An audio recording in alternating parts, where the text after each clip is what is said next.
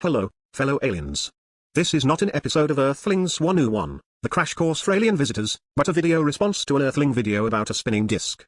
As most of you are used to voyage inside spinning disks, you might find this interesting. The Earthling video shows a disk with an eccentric hole, spinning vertically on the ground. The funny thing is that the heavy side of the disk turns upwards, seemingly defying gravity. Why does this happen? Now, before you try this for yourself, if you have one of those fancy frictionless piloting consoles, it won't work there. Better try on a rough surface, as friction plays an important role in the effect. Actually, this effect is based on the three basic rules of saucer physics. For those of you who don't remember their saucer piloting lessons, here a quick reminder. The first rule of saucer physics says that a saucer will always spin around its center of mass. So, if you abduct a herd of cows, and store them all on one side of the saucer, the spinning axis will be somewhere between the geometrical center and the cows. That's why you always check your cargo distribution before lifting off.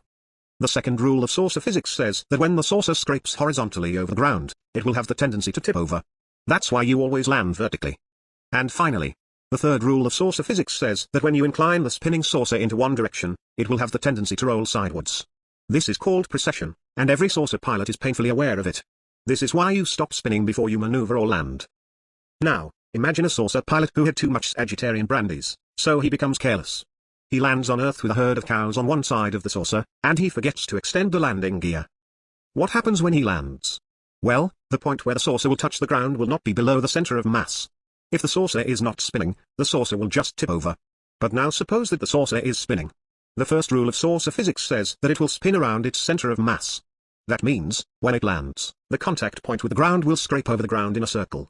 Now, the second rule says that the friction on the ground will make the saucer tip, and the third rule says that this tipping moment will create a precession effect which makes the saucer turn sideways instead of tipping, in this case such that the center of mass goes upwards. So, the cows will move upwards, not downwards, but back to the spinning disk. It's basically the same thing, only without the cows and the saucer. The disk rotates around its center of mass, so, unless it's in a perfectly symmetrical position, the lowest point scrapes in a circle over the ground, which creates a tipping torque, which is just what the precession effect was waiting for, to turn the heavy side of the disk upwards. This happens continuously until the center of mass is above the contact point with the ground.